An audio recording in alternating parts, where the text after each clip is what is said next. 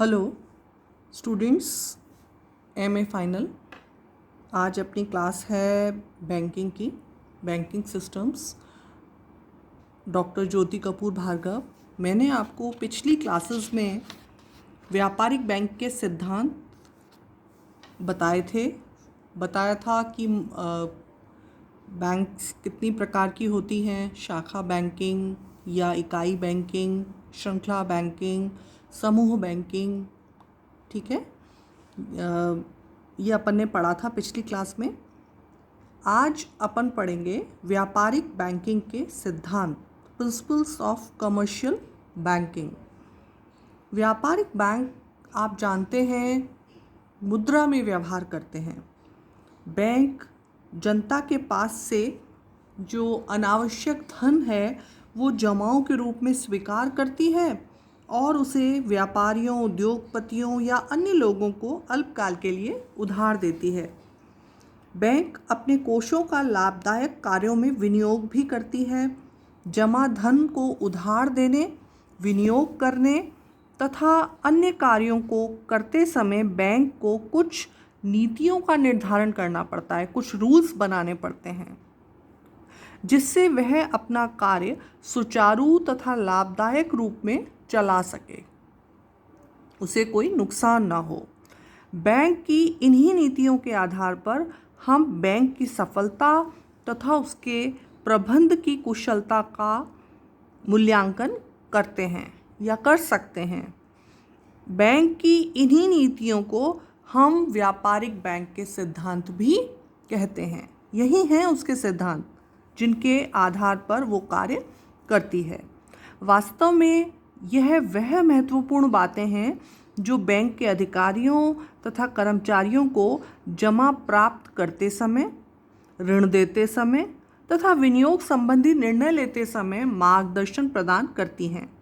यह मार्गदर्शक सिद्धांत केवल व्यापारिक बैंकों को ही नहीं बल्कि सभी प्रकार के बैंकों को निर्धारित करने पड़ते हैं, चाहे वे किसी भी क्षेत्र के विशेषज्ञ हों।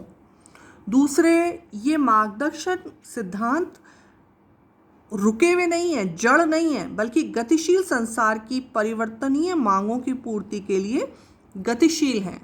मीन्स वो बदलते रहते हैं, परिवर्तित होते रहते हैं। समय के साथ साथ व्यापारियों, उद्योगपतियों तथा जनसाधारण की साख आवश्यकताएं परिवर्तित होती रहती हैं। और तीसरा, समय तत्व के अतिरिक्त अलग अलग देशों तथा समाजों के लिए ये सिद्धांत अलग अलग भिन्न भिन्न हो सकते हैं। इसका कारण यह है कि विभिन्न देशों में आर्थिक परिस्थितियां तथा बाजार की दिशाएं और राजनीतिक विचारधाराएं भिन्न भिन्न हो सकती हैं।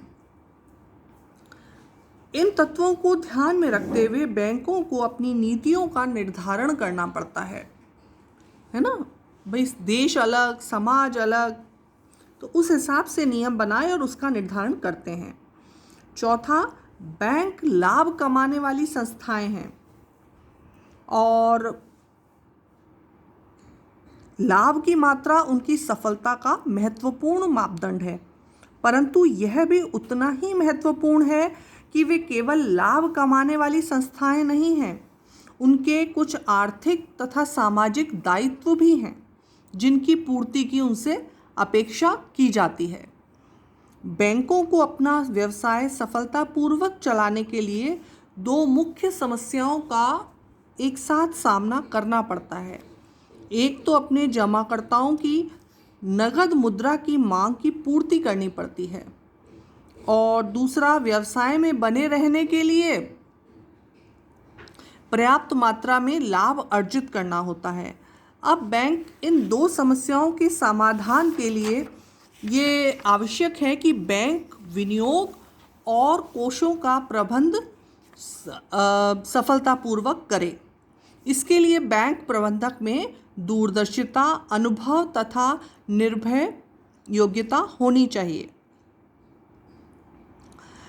वेजहॉट के शब्दों में, साहस व्यापार का जीवन है परंतु सावधानी न कि भीरुता आधुनिक बैंकिंग का सार है। हिम्मत रखनी पड़ेगी। बाज़ार में आप जाते हो, नुकसान भी हो सकता है, हानि भी हो सकती है, कोई ब्रांच में लाभ भी हो सकता है, कुछ संतुलन में भी रहती हैं। तो इस तरह से उन्हें मैनेज करना पड़ता है। एक बिजनेस है, बैंक भी एक व्यापार ही है। अब इम्पॉर्टेंट बात आती है कि बैंक को धन का विनियोजन करते समय किन बातों को ध्यान में रखना चाहिए, ये हम नेक्स्ट क्लास में करेंगे। क्लियर? थैंक्स।